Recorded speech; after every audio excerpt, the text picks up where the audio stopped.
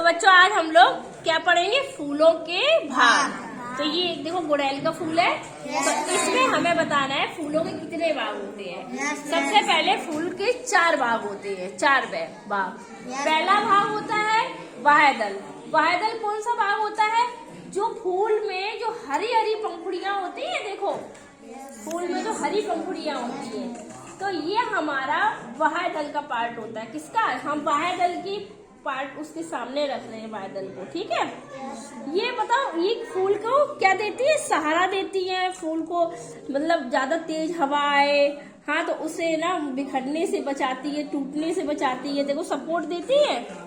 तो ये देखो ये फूल के ये बाह्यदल है हमारे, इसको सेपल्स कहते हैं। क्या कहते हैं? सेपल्स कहते हैं। मेरा और ये हमारा सेपल्स हो गया। अब हमारा रंगीन, जो रंगीन भाग होता है, ये रंगीन है भाग, यही हमारा आकर्षण है। सभी लोग देख के कितने खुश हो जाते हैं कलरफुल फूल को देख के।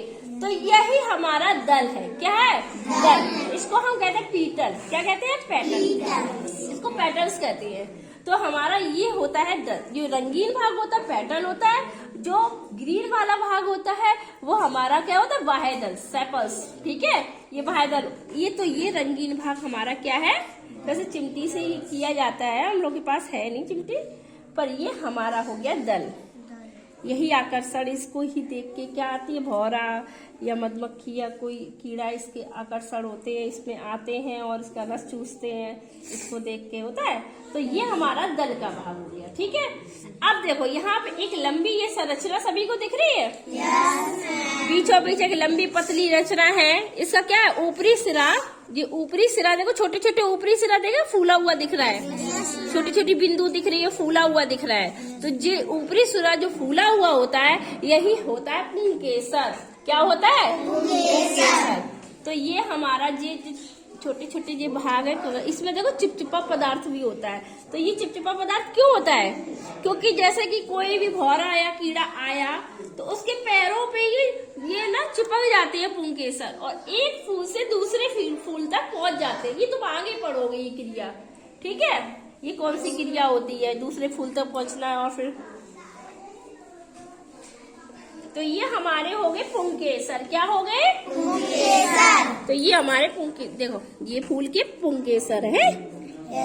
ये ऊपर देखो फूला हिस्सा है, और ये इसमें लंबी सी डंडी है।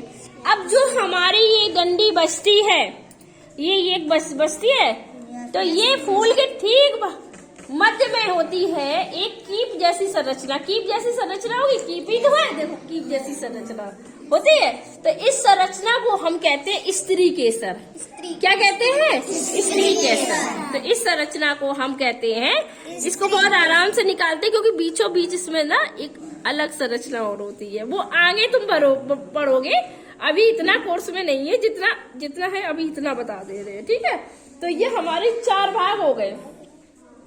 ये हमारे 4 भाग हो गए। इसको तुम आगे पढ़ोगे, इसमें स्लाइड काटी जाती है कि, और फिर हमें माइक्रोस्कोप दिया जाता है, माइक्रोस्कोप से इसकी स्लाइड देखी जाती, कलरफुल दिखता है सब। तो इसको बाद में पढ़ोगे। तो हमारे 4 भाग हो गए, बाह्यदल, दल, पुंकेसर और स्त्री केसर। समझ में आया सभी को फूल के बारे में? Very good.